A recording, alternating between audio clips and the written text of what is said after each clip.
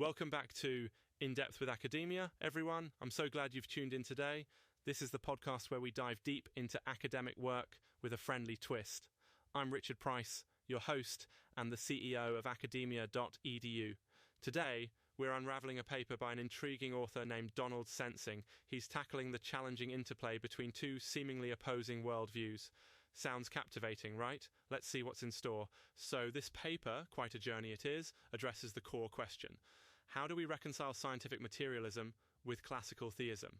Yep, that's the crux of it. Why is it so significant, you ask? Well, these two worldviews shape how countless folks... Alright, strap yourselves in as we dive into Sensing's exploration. A bit of theology, a hint of science, and a whole lot of philosophical pondering.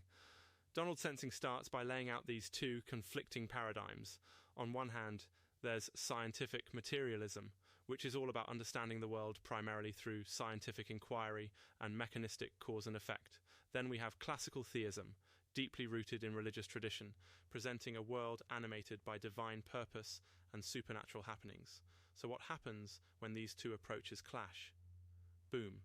You get a dissonance that puzzles churchgoers and scientists alike. Sensing sees this tension playing out in everyday lives, noting that scientific materialism often dominates our work week, with theism reserved for Sunday sermons. This split isn't just personal, it affects entire congregations in everything from church growth to youth retention. Let's pause here. Isn't it fascinating how something seemingly so abstract can hit so close to home in very concrete ways? I mean, imagine going about your day with these conflicting ideas battling it out in the back of your mind. Hold that thought. Sensing goes on to suggest that we're in need of a solution, or at least a bridge between these worlds. Enter process thought, a potential reconciler between theism and scientific materialism. Now, I'm delivering this information neutrally. Process thought might not be everyone's cup of tea, but hey, it's an interesting idea to consider and chew on, right? So, what is this process thought? Well, it shifts the perspective towards seeing reality as made up of dynamic events rather than static material. Fascinating. With this view, God isn't dominating every tiny detail, but influencing outcomes with a kind of persuasive, rather than coercive, power. Self-determination is key here, allowing for the world and its inhabitants to weave their own tapestries of existence while being nudged mysteriously towards the good.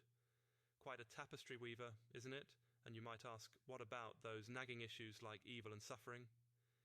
Here's where process thought brings an intriguing perspective. Instead of portraying God as all-powerful in the classical sense, it offers a view where God works subtly within the boundaries of a universe chock full of free agents making free choices.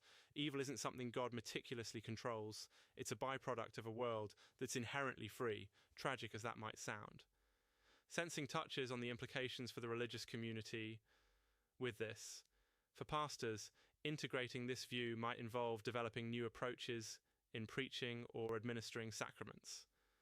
Oh, and yeah, the idea isn't to throw out the old entirely, but to build dialogue with contemporary thought while maintaining the essence of religious teachings. Now, I like to think about how these kinds of discussions actually affect the listener. For you and me, this isn't just about mental gymnastics or academic curiosity, it's about how we make meaning out of life. So much of what Sensing proposes emphasizes a partnership with the divine, engaging actively through prayer, community, and the genuine search for harmonious living. As we near our friendly conclusion, let's take stock for a second, shall we? Have we untangled every knot in this discourse? Nah, not quite, but maybe, just maybe, we've started to see how the threads can sometimes weave together in unexpected ways. That makes this journey worthwhile, don't you think? Before we wrap up, a gentle reminder, the academic world is full of hypotheses and thoughts, avenues to guide our wandering hearts rather than serve as absolute truth. So whether you're keen to dive into process thought or prefer to chart your own course through these philosophical waters, the choice is part of the beauty of this exploration. That's all for today, my friends. I'm Richard Price, and this has been In Depth with Academia. Thank you for lending me your ears, your curiosity, and a little bit of your time. Until next time, keep pondering the wonders around you, and don't forget to share what you find with those navigating alongside you. Cheers.